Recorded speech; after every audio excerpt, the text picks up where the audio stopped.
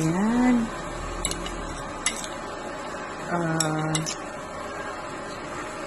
Ito po, ipapalaman ko siya dito.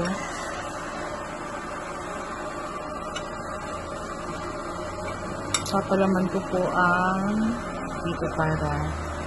Pero ang gagawin kong luto po dito is prito. Ibabalot ko po siya sa dahon ng saging.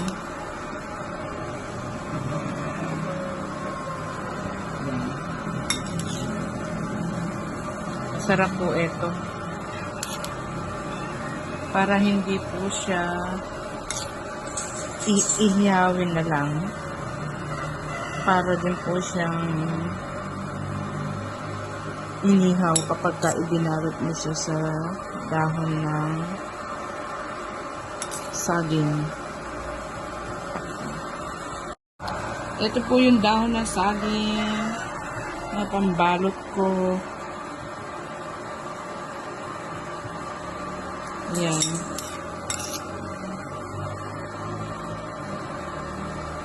Masarap yung siksikin natin. Yan.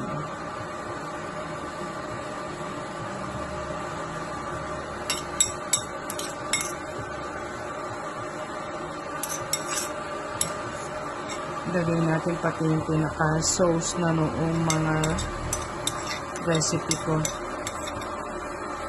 Yan. Ay, lapit mo.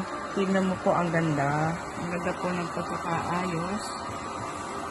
Yan. Malinis naman po yung kamay ko, kaya okay lang na ganyan-ganyan natin. Hindi ko na po yung tatahiin. Basta, ibabalot ko na lang po siya dito sa aking dahon na saging. Ayan. Ayan, napakasimple lang naman po. So, ganyan. Kahit paano ba? Ganyan na lang siguro. Ayan. Di bali po is hindi ko na rin niya itatali. Basta pag inanok po sa kawali, inulubog ko na lang po siya. Di bali. Okay na po yung ganyan. Ayan. Okay na. Okay.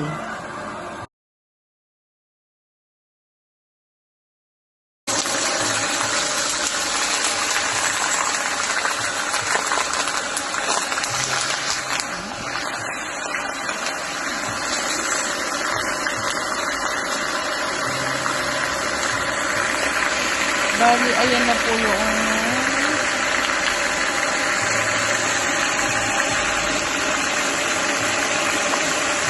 bangus na sky inihaw na binalot ko po sa